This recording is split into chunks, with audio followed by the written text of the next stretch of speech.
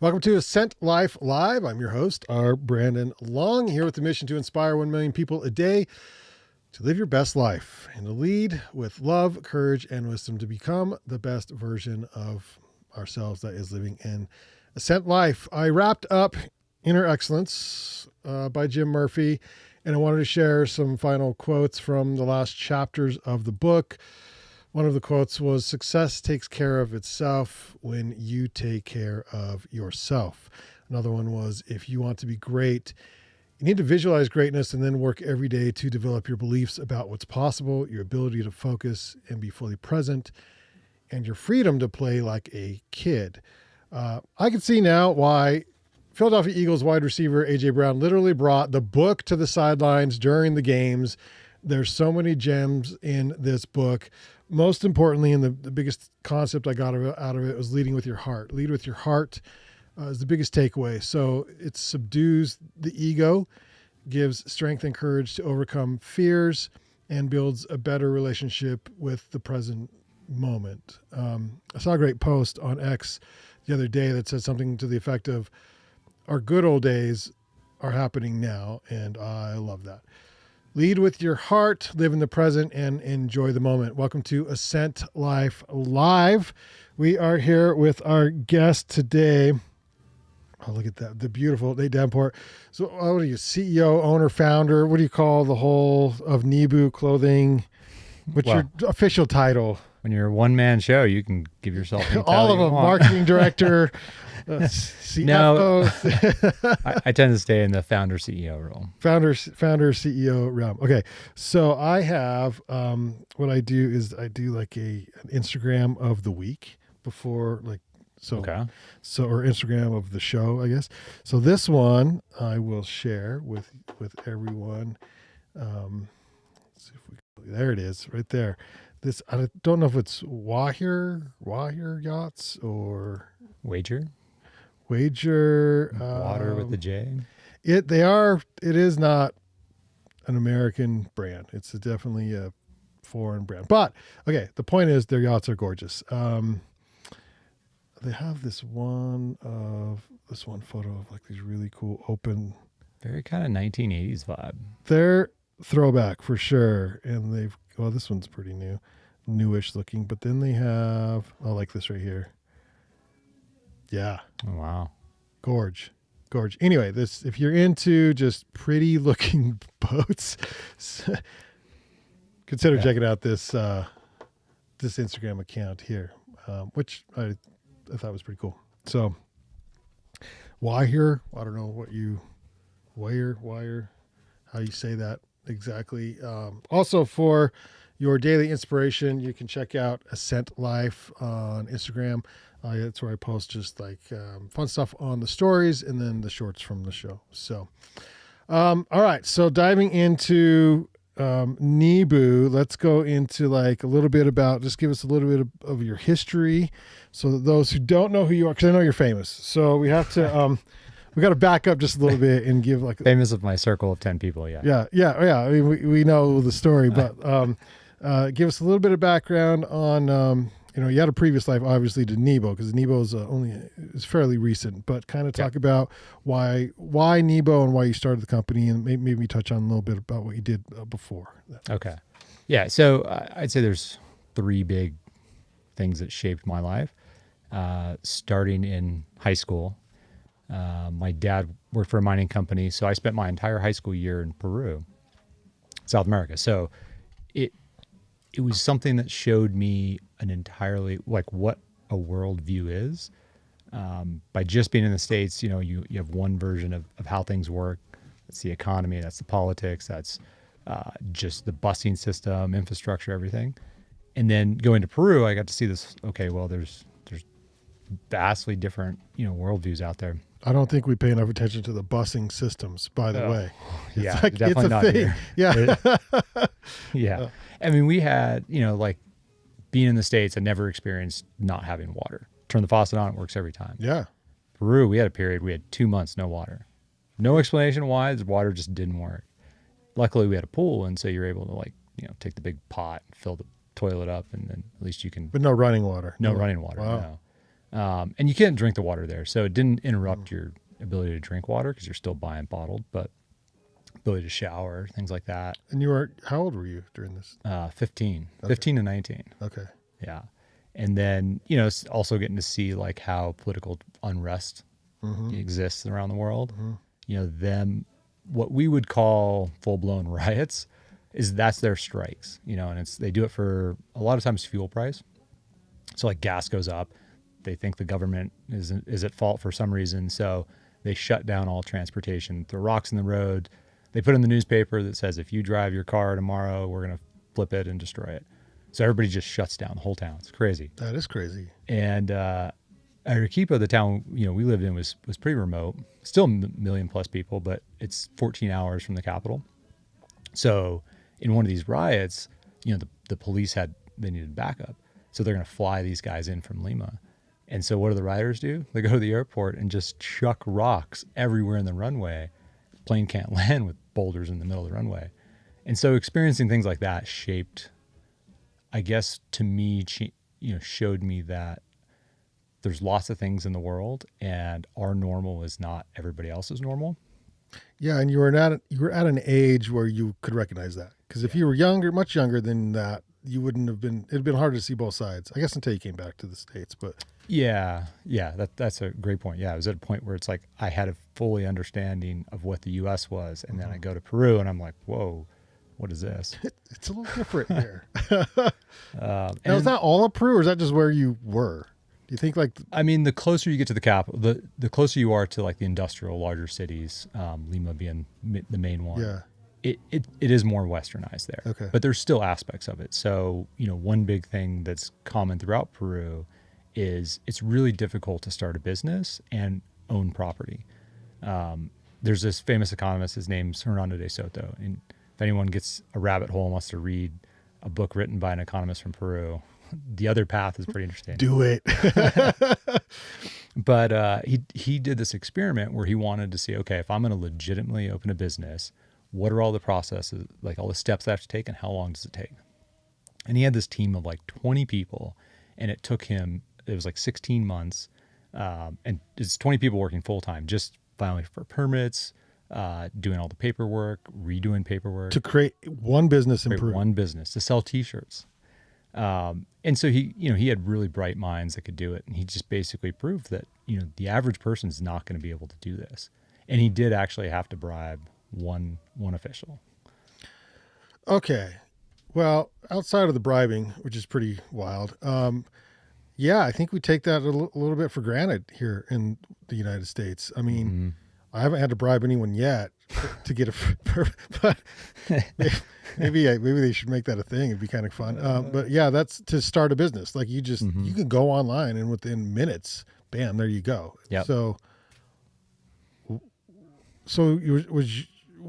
were you with your parents or? Yeah, I was with my parents. Were they business owners or like, how did you even see that happen? I was just curious.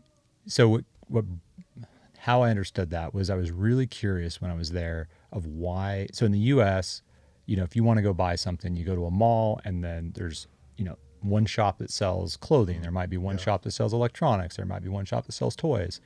Well, Peru was the opposite. It was you went to the street that sold toys. You went to the street that sold appliances. You went to the street, the exact street that sold refrigerators.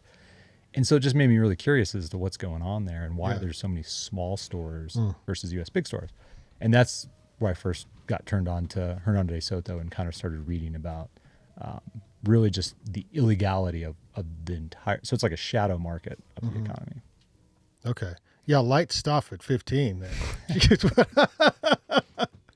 Holy cow. Yeah, it tells me a lot. Okay. All right. I see where we're going here. And then were you thinking like, okay, as soon as I get back to the States, I'm gonna do this. I'm gonna start a business, or is this like a long? No. Okay. No, not at all. So like I was the oldest kid. My dad was mine engineer, ran mines, pretty successful, and so as the older kid, you kind of have this competitive nature with your father, and I'm gonna go do it better, or whatever. Yeah, of course. So I wanted to stay totally away from that. And I didn't know what I wanted to do. So the next step was I jumped in and joined the Marine Corps. And that had a huge effect on just like my overall view of the world, and my life. And, the Marine Corps. So prior to the Marine Corps, you're kind of independent. You can follow your curiosities. You could do different things. You have your own opinions. You join the Marine Corps, and especially the infantry, and it's like, this is your lane and everybody's in that lane, and you can't really get out of it. And it, just kind of shaped a lot of the discipline that I learned in life, changed the way that like I kind of viewed the world, deploying overseas and seeing now more other countries. I hadn't experienced the U.S. since I was 14, because I was in Peru for 5 years and then directly into the Marine Corps. And, you're in the States, but you're not really. But you're on base, right? Yeah, it's almost like you're a tourist or you're visiting, because you're short stints. And then now I'm deploying overseas and I'm getting to see countries like Afghanistan, Iraq, then all of Southeast Asia. And so I wasn't until I was 24 that I got back to the U.S. and it was, again, it was a whole other world. That was like 10 years. Mm-hmm. Wow. Okay. So wow, this is crazy. What did you learn? You said something about being in the military where I'm like, oh, I'm a creative. I don't know if I can handle that. However, sometimes discipline helps with the creative side of things, but in other words, at that young age, you were essentially being told like what to do and who to be. Yes. Yeah. And, it's like the military, I view it as, the square trying to go through the round hole, and the military is smashing the square through the round hole, because they're making everything work. And so you get out and you've had 4 years or however long you've been in of this life where everything is kind of in this lane, that it's dictated to you what you're doing, when you're doing, how you're doing. You don't have to think. You don't have to think about what am I going to do for lunch. You don't have to plan for groceries. You just show up at noon and food's, kind of there. Does it make it hard then when you get out? Extremely hard. It was probably one of the harder experiences of my life, was getting out and living independently. Yeah, now you're totally free. Now, you're at college, and it's like I could go to the library and study for my test tomorrow, or I could go out and or not and stay out till 3 a.m. You know? Yeah. And living with those freedoms took a lot. It took several years before I kind of got in a lane. Okay. And then you had another life, and then before you started Nebu. So what did you do before Nebu? So I started in biology. I only picked biology because when I was when I was at school and I'm looking at all the degrees, and engineering looked fun, math, science it was just a bunch of guys. Same with like the math programs, all guys. And then you look at biology and it's all girls. And so that made the decision pretty easy. All right, see where you're going here. Okay. That made it real easy. Yeah. So I went into biology, and and I love the outdoors. I did love the sciences, and so I'm working in biology, and I'm out in the field doing all this cool stuff. I was in helicopters doing eagle surveys. You're out there with binos. Yeah. Doing. It sounds like a dream job. It was fun.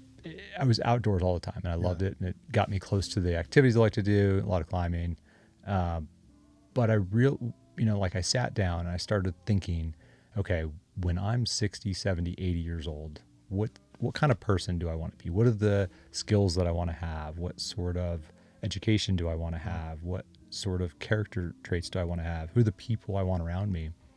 And that version of myself, the path I was on was not moving towards that at all. And so I knew I needed to change. And so I shifted gears and I said, okay, I'm going to go back to school.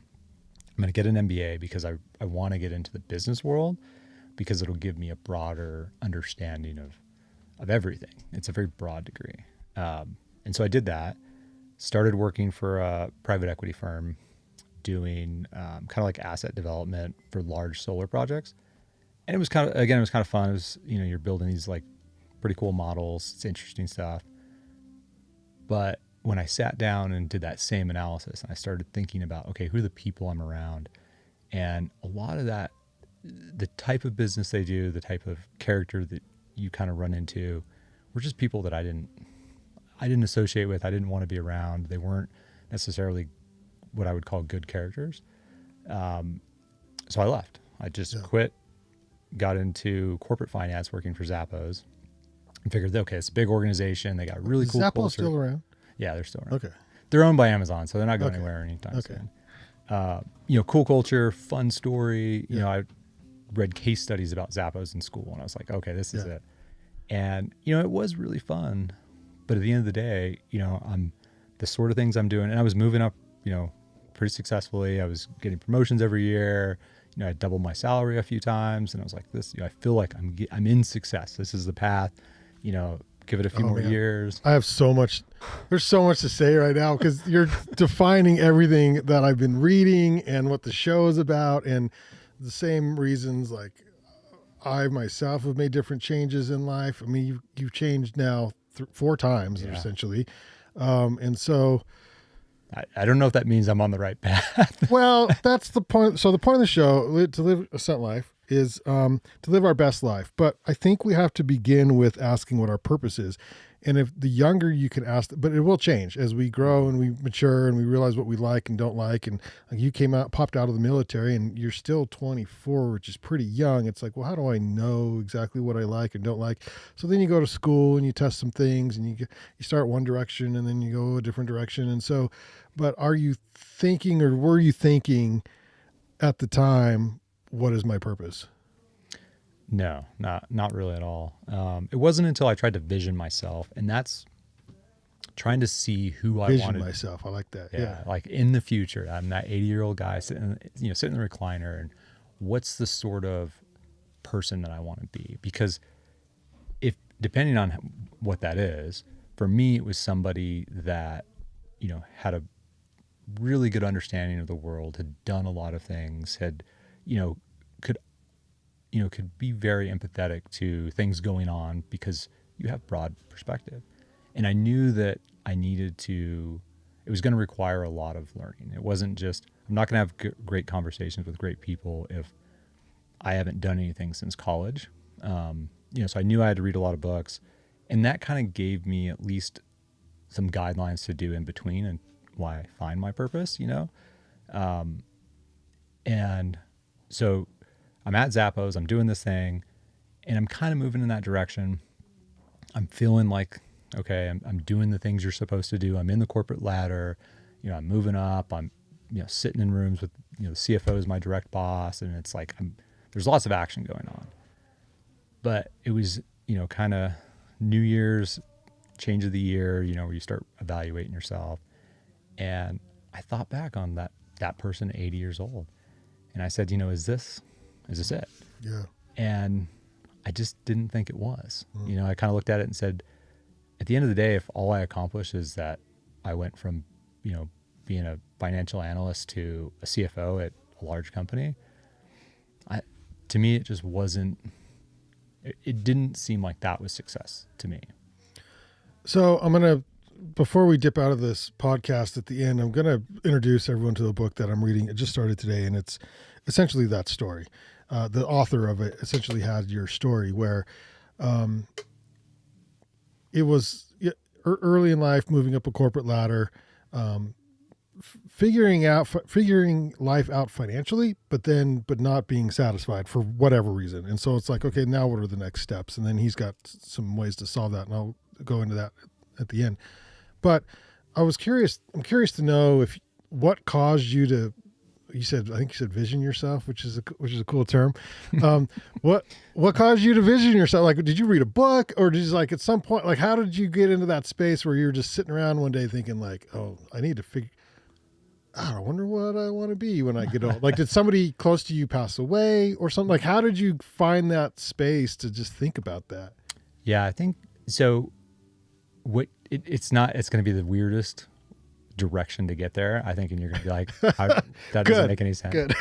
But so I started as a younger kid. I didn't read a lot. I didn't enjoy reading. It was like, I don't know if it was difficult or I just couldn't focus enough. But at about 25, 26, I started listening to audiobooks, and then that started, I started reading. And, you read let's say you read 10 books, you get a little bit of an understanding, but it's not really enough to feel like you understand the world, or you really can even tangibly, like say what you've learned. And that was the first year. And then the second year I read 20 books. And then the next year I read, 25. And then I started getting into the 30s. And, by 5 years, I started seeing the effects of this compounding growth of just getting different perspectives. And I read a lot of biographies because I figured, why not learn from other people's mistakes? Well, I have heard that if you're going to start a business, reading the biographies of the CEOs and the founders are better than reading like the business books. Yeah. I mean, you have to understand the concepts, I think, but, Yeah. MBA can get you that and stuff like that. But yeah, the biographies. And so I started seeing these compounding effects. And that got me thinking about, okay, let's fast forward 50 years.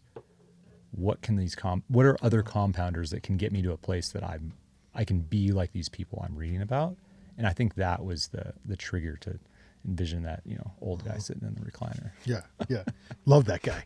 So you're at Zappos and not satisfied. And then how did you get to like where you are now?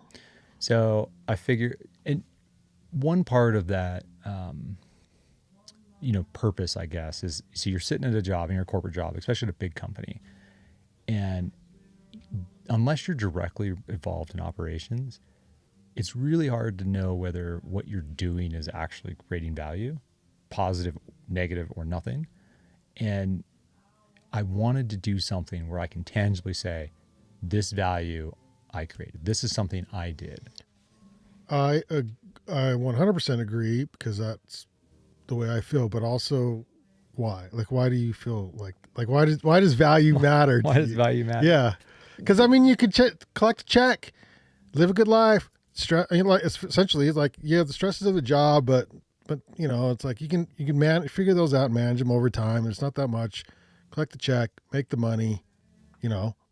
Why leave that because you're missing something of value or adding value to the because that 80-year-old man. I'm sure you've all met 80-year-old men that they have pretty big bank accounts, and yet they're still pretty frugal in what they spend their money on, and to them, money is not the most valuable thing in their life. There's a lot of other things. And if I spend my entire life just building that, bankroll, I'm going to be 80 and just mad. Yeah. Get off my lawn. Yeah. It's like, because you know what you're capable of, and you didn't do it. Exactly. It's a regret mad. Yeah. And you don't want to regret, anything. It's like, if you could, part of this 80-year-old man vision of myself, if I could meet that person, what would he tell me now? Mm-hmm. And I'm pretty sure he would tell me that what you're doing is not helpful. It's not getting you, it's not going to make you more happy. And so that's kind of the push I needed. Mm-hmm. Okay. So why clothing? Outdoor apparel specifically? So there's a handful of reasons, and they all kind of come together. I love the outdoors. I spent all of my 20s and early 30s climbing in Red Rock. I've done a lot of hiking, a lot of biking. Skiing is an awesome thing to do. Skiing is fun. So outdoors was important to me. And I'm not an engineer. I'm not a tinkerer. Like the people that have that tinkering mind, that they're taking apart the stereo at home to figure out what's that clicky noise in the stereo. And I'm just like, that kind of makes the music a little bit. No, we had a kid on our block that did that. And then that was like, so-and-so will fix it. No, it's not going to be me. Just take it to so-and-so on the corner. Mikey will fix it, Yeah. He's the tinkerer. He's the tinkerer. And tinkerers can build and invent, cool things, create things, yep. Right? That's not me. And I knew that. So I needed to get into an industry where, I feel pretty confident that I can learn a lot of things pretty quickly. I'm not going to be an expert in it, but I can learn enough to improve, add, change. And clothing, there's textile mills. That's what makes the actual fabric. Horrible business. Warren Buffett. The mills themselves? Yeah. So Warren Buffett, his first company was Berkshire Hathaway. Yeah. It was a fabric mill. And he talked about how crappy of a business it was because you constantly had to buy this new machinery to make it more effective, more efficient. And then everybody bought it. And then, your price for what you sell the product to just dropped. So you're spending more money to make less is kind of the idea of the business. And so what that does is it means that none of the big brands have their own textile mills. So Patagonia is buying from a mill that I could get access to. North Face is buying from a mill that I could get access to. So I knew I could get access to the top of the line fabric. And so all I had to do is make a design. And if I focus more on the people that do the activities that I like, I think there's opportunity there because everybody else is just using these designers that are, maybe they're fresh out of college, maybe they've been doing it for a while. Some of them are in the industry, but not necessarily all of them. And I just felt like there was an easy opportunity. Well, yeah, and coming from the outdoor industry and buying all those brands to fill a store with, and listening to the reps give the spiel and the backgrounds, and I've read the books, specifically Let My People Go Surfing. Yeah, great book. Yvonne Chenard. Yeah, I think they started there at some point. Yep. So how do you keep it there? Lane? Yeah. I mean, that's, you're constantly trying to, at least envision what your company is going to look like in the future. And some of that's going to entail growth. And so there's sacrifices that you have to make to do that.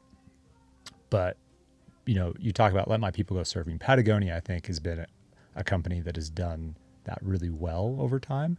He had a lot of product philosophies that he just said, we don't compromise on this. Quality was one, functionality was another. And even though, here's a guy, it's the funniest story of how he's a guy that just was out in the outdoors all the time. And I don't know when he had time to run a business, but somehow he grew this, $100 million revenue business. Yeah. And all he was doing was out mountaineering. Yeah. Climbing. Yeah. So I try to keep what's core and not chase what's shiny. And so one thing that's going to be core to us is that we want to keep a pretty slim product, line. You do have to grow a pretty broad product line just to be a business in general, because you have to get sales from different categories. But if everything has a purpose, and if the customer can go to our site or go to a store and look at our products and say, I know exactly what that one's used for, and I know what that one's used for, and I know what that one's used for. So I'm doing this activity, so that's the one I need. Instead of trying to read all this jargon of okay, well, it says that it's, it's made out of this material, it's good at wicking, it's to this and that, and you're trying to, what's the difference? Yeah, well, and this is a departure from the theme of the show, but that stuff drove me nuts in the outdoor industry. And it was really, I don't know, this is about 5 years ago, 4 or 5 years ago, when I was really listening to those spills, and it was like they're all about the same thing. They're all the same thing. Yeah. It's like, and there's hundreds of them. Yeah. And it's confusing. Yeah. I mean, and that's what sort of set Cotopaxi apart there for a hot minute, was that, well, we're using these threads that are left over, apparently, and that was like, cool. At least someone's doing something different for. So, yeah. Okay. So I had this. We started with leading with your heart, and I want to get this question in there. If I had it written down here, how do you lead with your heart, or do you lead with your heart when it comes to your business? I saw on there, on your website, the people are important, and holding them got to remember the people. So that's like leading with your heart, in a way. Yeah. So, I mean, not having a lot of employees at this time, I have one guy that shout out to the one guy. And, he does 10, 15 hours a week. So it is a decent amount of time, but it's just one guy. Yeah. But I would say where our heart is, and I think will always stay, is our customer service. And, I try, and everybody says, we got customer service is important, and, yada, yada, yada. But what I try to do is, everybody's had a bad experience. I have bad experiences buying things online. I may be frustrated at a point in time. And so whenever somebody is upset, those are the kind of responses I almost like the most, because it's like they've set a tone of where they're at. And if you can turn them around and make them happy about the situation, you've changed their day significantly. They're no longer going to be grumpy and upset. Now they're happy and they feel like they got something. I feel like those customers they turn into some of your best advocates for the brand too. Oh yeah. Yes. And, so I would say our leading with the heart is just treating people fairly. People make mistakes. We make mistakes. And if we make a mistake, let's just make it right. And, sometimes that means you lose money on a customer. I have plenty of customers that, because of just, weird instances where maybe the first product they got had a one in 1,000 manufacturing defect. And so they get a replacement. And then that replacement, they accidentally get the wrong size. So you're like, well, you didn't know the size when you first tried it on. Customers cursed. So then they get another one. And Yeah. so at the end of the day, this customer only bought one pair, but that customer is a negative value of $50. But, we did the right thing, and there's no reason to cut that guy off just because, he's costing us. Got to do it. Got to do it today, and especially in today's world. So running a company, solopreneur, that's a rough life. Where are you at now mentally? What is your definite major purpose now? Like, how are you seeing things? Yeah. So I'll start with the first part of where I'm at now. I will say it's alone. So being a solopreneur is very lonely. Being an entrepreneur generally. Can confirm. Yeah. It's very lonely. And Yeah. what's hard to describe about it is it's not that you're not around other people. I talk to people all the time. It's not like I'm just in a closet, just figuring out some weird code that's, I'm just by myself for hours on end. I engage with a lot of people, but what makes it lonely is that in a corporate world, problems you're solving as a group. Yeah. You have this like shoulder that everybody's kind of leaning on. When you're doing it yourself, every mental aspect of the business is all on me, all the risk, all the fears, all the problems. And even if people help me with those problems, it's still lonely in the sense that I'm the only one that's thinking about them every night. Yeah. So that's your first part. The second part of, Well, as intensely as you are. Yeah. So somebody else might think about it, but it's like it weighs on. I mean, it's all you. yeah. And it's like, who do you talk to about these problems? Because nobody can experience it. And Even another solopreneur, they're different problems. they're different problems. So, yeah. And it's kind of, it brings me back to my Marine Corps days when I got out and having this very different experience that other people can't relate to is lonely in itself. It's because it's hard to then communicate that. And they want to know, they're curious, but it's hard to communicate what that experience is. So, that's to me kind of the definition of loneliness. Okay. And so where is that putting you as far as purpose? So purpose. So the start of my life purpose has always been that 80-year-old guy, right? And then that shifts through time a little bit. We're hanging on to that guy. We're hanging on to that guy. Yeah. But it gives you kind of, at least a charging path. Like a baseline. Yeah. And, now fast forward, I have a kid. I have a daughter. She's 2.5. And part of me starting this business was with her in mind. And I wanted to create a multi-generational business. I'm hoping that second generation is her and not, some other second generation of somebody else's family that comes into the business, but I'm hoping it's her. And so my purpose is, how can I grow this business? And I view it kind of like a canvas, like a painting, right? I'm drawing this initial sketch, and I'm doing these things, and I'm making this artwork. And then the next generation is going to come through, and they're going to start working on that painting. They're going to adapt it. They're going to change. They're going to add things. Some things you'll be able to clearly tell were original, and some things I won't even probably recognize. And so my purpose is setting up that canvas in a way that allows them to do that.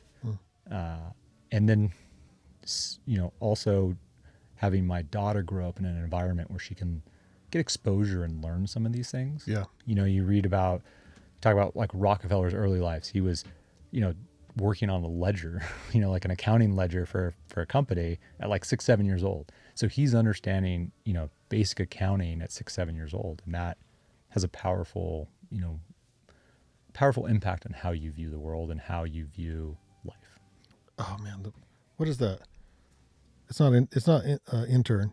What's the word I'm trying to find? Where you go work for someone for a while. Oh, like an apprenticeship? An apprenticeship. Mm-hmm. Yeah. We've lost the apprenticeship thing. Yeah. I think Child labor laws has just killed totally just killed that whole thing off.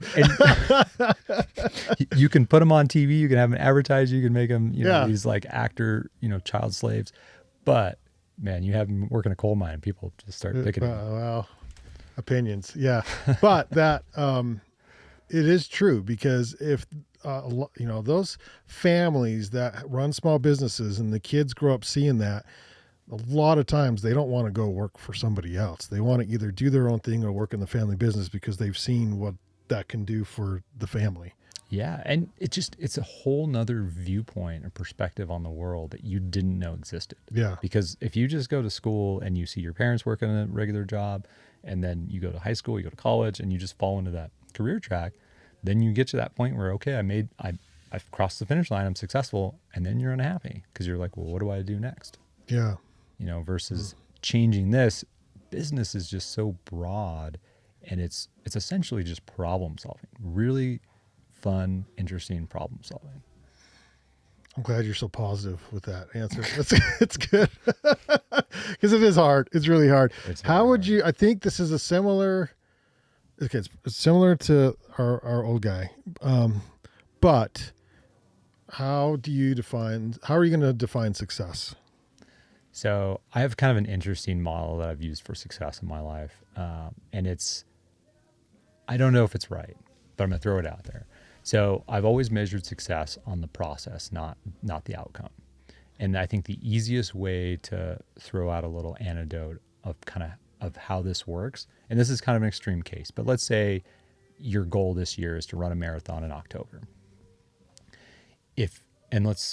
So you're sitting here, whatever, there's two scenarios. One, you go through and you train every day, you get to October, you run the marathon. The second scenario, you keep your life just as is, and maybe you drink beer every night, and off the couch you run the marathon, crush it, you're fine. The other one, maybe you have an injury or you don't complete the marathon. If you use metrics or outcomes as how you define success, one is a failure, the other is a success.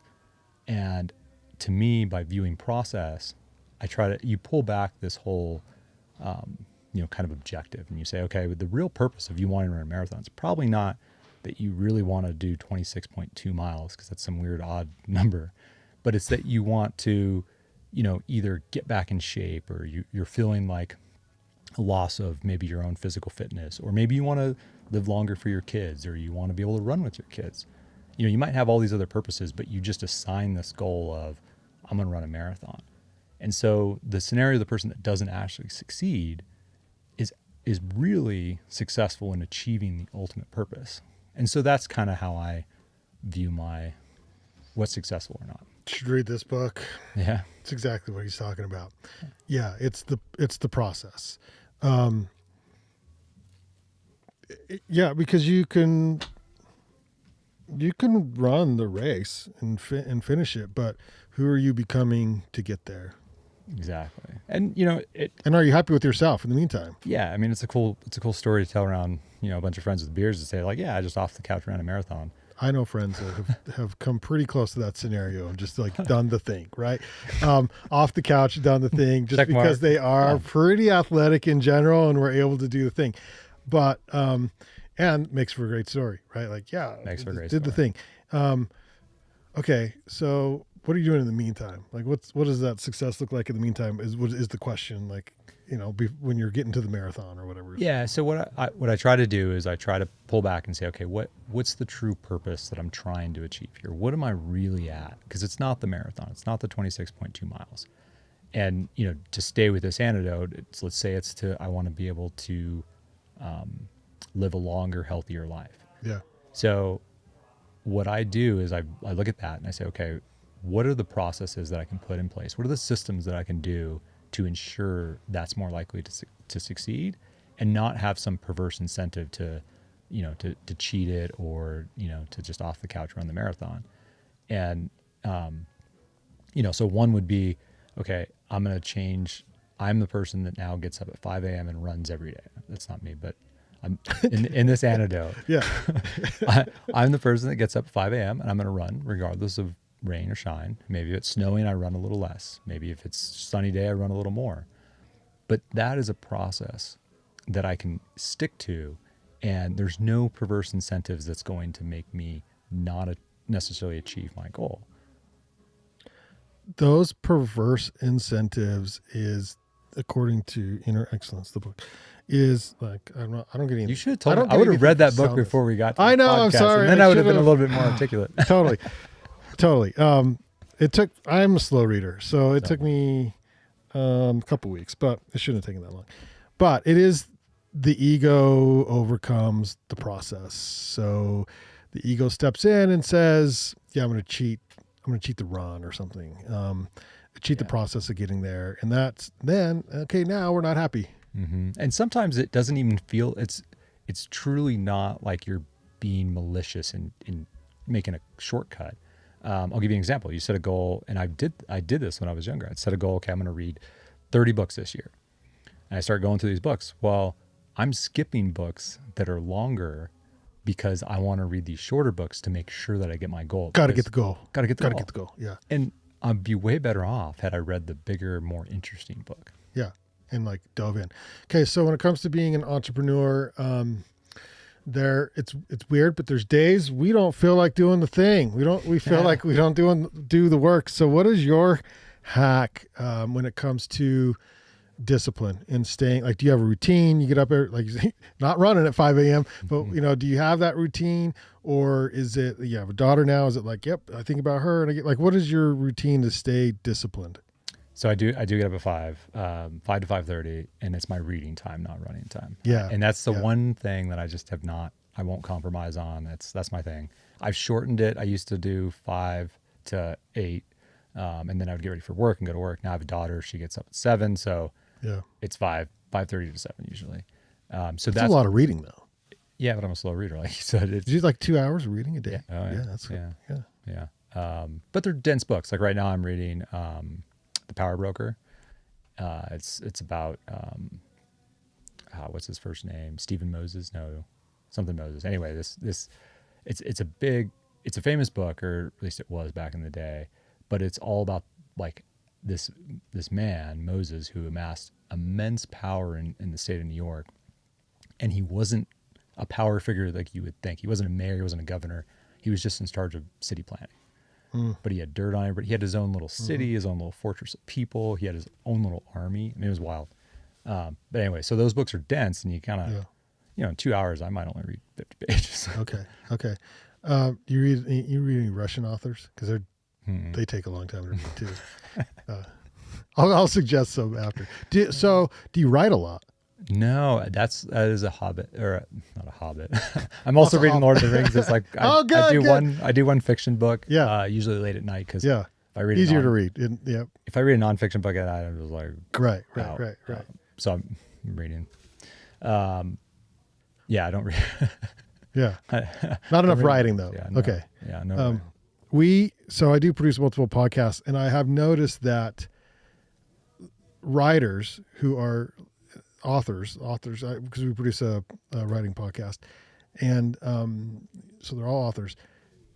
They're rarely on a microphone. They're rarely interviewed, but when we have them on the show, they speak so well because they write every day, and they're good speakers based off of just writing and every day. Anyway. Yeah, that's why I want to pick it up. But to stay motivated, I'd say, what I try to do is I keep a good check on myself. So when I'm not motivated, when I'm doing things that I'm not supposed to, it's usually when I'm feel the most busy, the most stressed.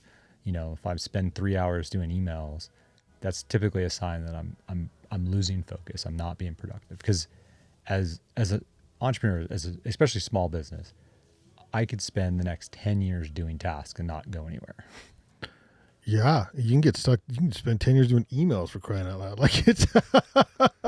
Yeah. So what I try to do is I put blocks in my calendar, and I say, okay, this is what I'm going to do. I'm going to spend an hour and a half, and I'm going to jump into this. If I get really unmotivated, sometimes I'll turn up music. I'm not somebody that listens to a lot of music, but music will get me energized. So I'll throw on some music, get excited. Maybe I'll go do a run, something like that. What are your fears? I'd say as a business owner, the biggest fear is always failure. I mean, it's the craziest thing. If I had understood this before, I don't know that I would have jumped in as quickly as I did, because when you're in anything else in life, especially outside of owning your own business, failures are big. They do have big effects on your life.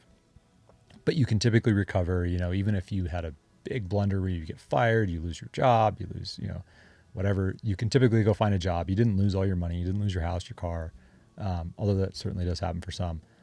But in business, the more successful you get, it doesn't reduce that catastrophic risk. And even though it's small, it gets smaller every day, it's still there. And given enough time, almost every business fails. Yeah. And when it fails, you lose everything you put into it, all your money, your house, you have debt obligations, and that's my biggest fear is that failure. I wish I could remember the numbers. Because if you look at like the Dow and the businesses that are around now that make up the Dow, and it's like 50 years ago, none of very few or not, like, you know what I mean? Like they weren't around. So all those businesses that were big 50 years ago are just something else now. They're not even around. It's crazy. There's numbers. I can't remember the numbers, but yeah. I think I'm trying to remember the name of this company. There was a whole economic study on this, and it was basically they were trying to predict the probability of how long a company would survive at any given time. And statistically, it always came out to, from that point in time, however old they are, you just double it. And they're more likely to at least double how old they are. So obviously it goes on kind of forever. And they use this template company. I think it was called Linda. It was a food company, restaurant. And 5 years after the study, the company went out of business. Of course it did. That's fantastic. Oh, jeez.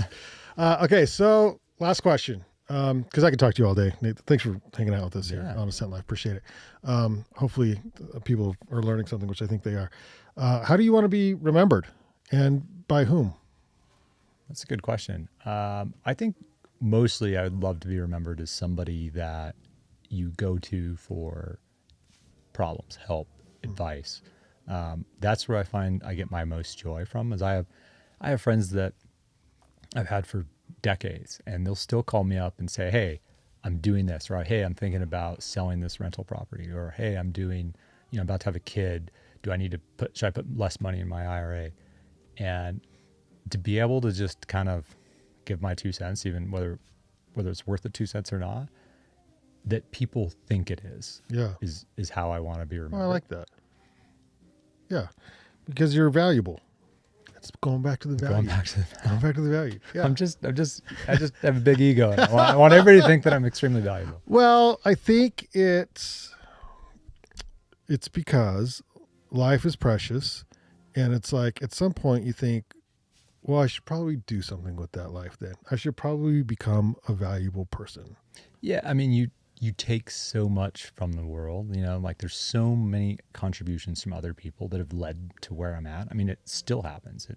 I'm meeting people tomorrow that, there's no incentive for them to talk and to help me out, but they are.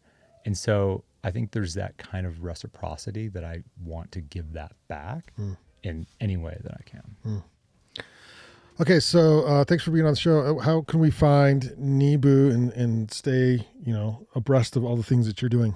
Yeah, I mean, if you're in Ogden, we're in the Weber State downtown store, rec outlet. We'll soon be in the bike shop. Nice. And just slowly kind of expanding there. So retail partners, that's always the best place to go. Online is pretty easy. Just nebuclothing.com, and you can always email me. Just email support@nebuclothing.com. A lot of times I have people come to Nate's Garage, I call it, where they go in and look at some product, try some things that's on, fantastic. And have fun. You had every opportunity to be like, CEO at, or whatever, but you just went with support at, and you didn't even use your name. Support@nebuclothing.com. Yeah, support. Nate will answer that one. I'm just trying to help you. I'm trying to give you support. It's in the name. It's in the name. Providing value. That's what we do. Thanks, Nate. Appreciate it. Yeah, thank you. So I did finish this book, as we mentioned multiple times, Inner Excellence, Jim Murphy. Nate's going to read it next, so that's going to be good. And then if you follow this sequence, I would highly recommend it, or reverse, whatever. But The 5 Types of Wealth is what I'm reading now. 5 Types of Wealth by Sahil Bloom.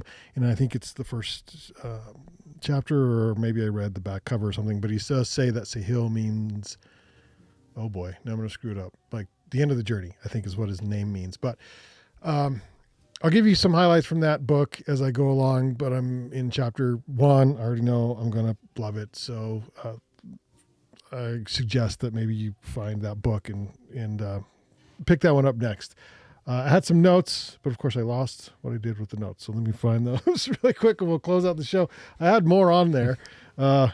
He's got a newsletter too, if you ever want to. Shahil does twice a week, I think, is what he sends out. So it's been amazing. Good. I'm glad you're okay. So you didn't get the book yet? No. Okay. I've been advertised for it. You've been advertised. Well, you're advertising for it now. I thought I had more on the book, but I guess let's see if I can see. Oh, that's I told the story to you earlier about what happened. So. In chapter 1, Sahil was making millions, but one statement from a friend at like a normal meetup, like a coffee, lunch, beer meetup, we were having drinks, and it kind of came up like, when are you going to see your parents next? Because the friend knew the parents, and he's like, oh, I usually see them about once a year. And then the friend put the math together. He's like, well, how old are your parents? He's like, oh, they're in their mid-60s. He goes, oh, so you're going to see them 15 more times. And that's when he was like, oh, that's not good. I'm only going to see my parents, according to the maths, roughly 15 more times. I don't know if I'm living my life the right way.